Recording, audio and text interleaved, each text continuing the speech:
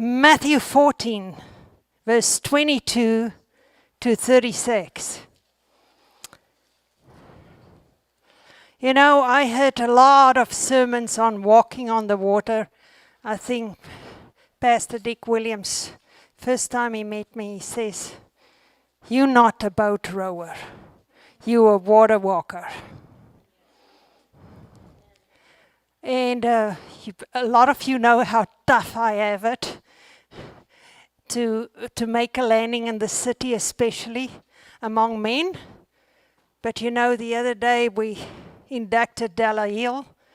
So when I started 6 years ago in this city, I was the only woman.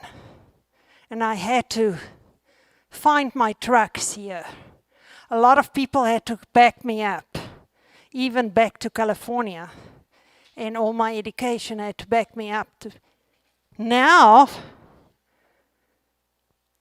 we are 5 women and 3 men. See how the dimension changed?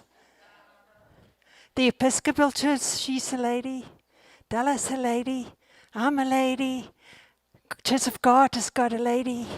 On and on it goes. It shows you what God can do. So sometimes people tell me,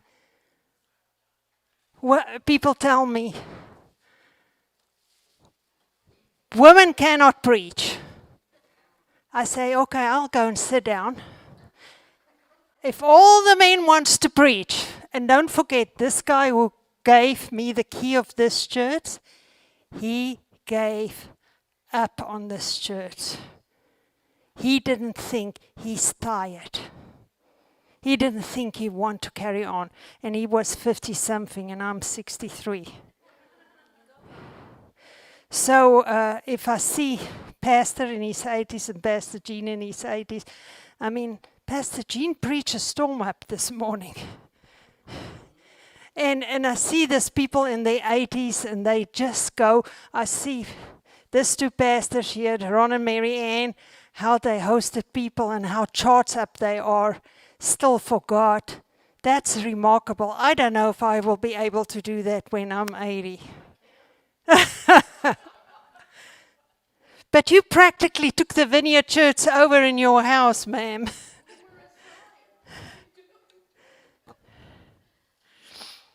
Matthew 14:22 verse Matthew 14:22 to verse 36.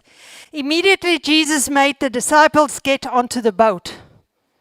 He told them, go on the boat. Go ahead of him to the other side while he dismissed the crowd. After he had dismissed them, he went up on the mountainside by himself and prayed. Later that night, he was there alone, and the boat was already considerable distance from the land.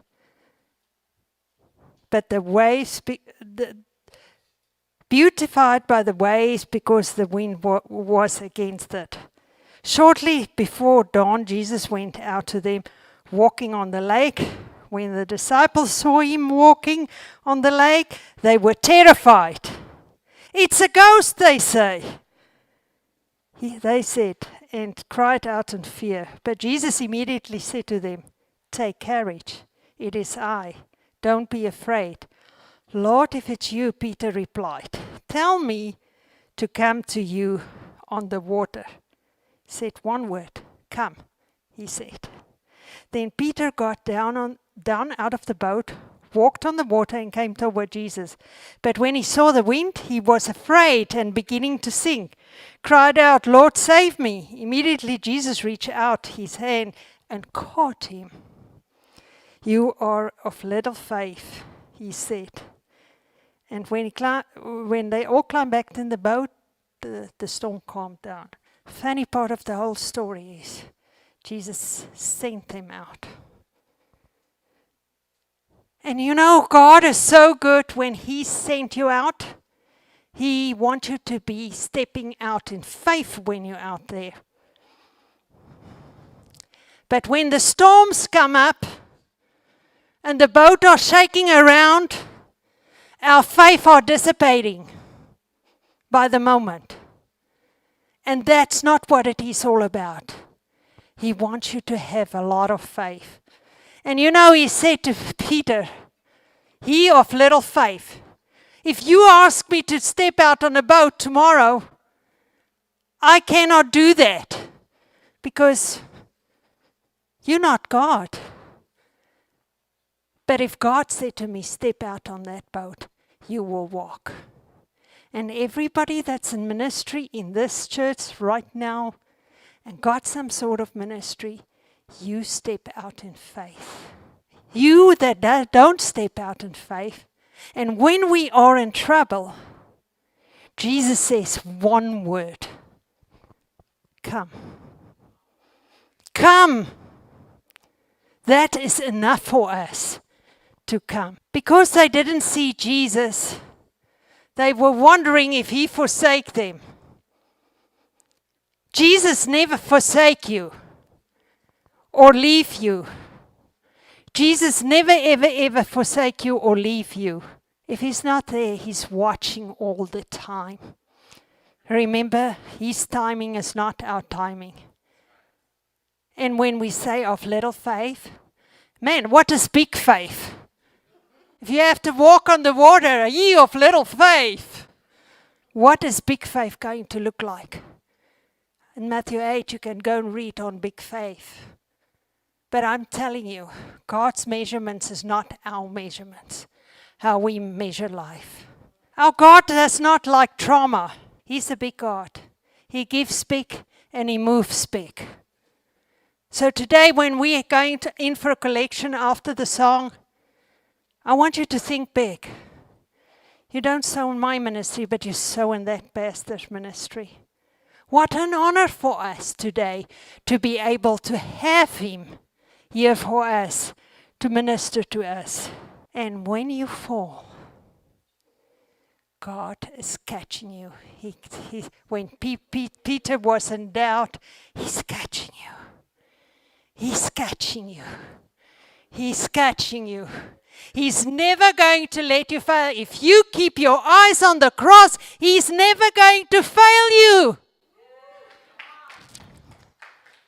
Never going to fail you.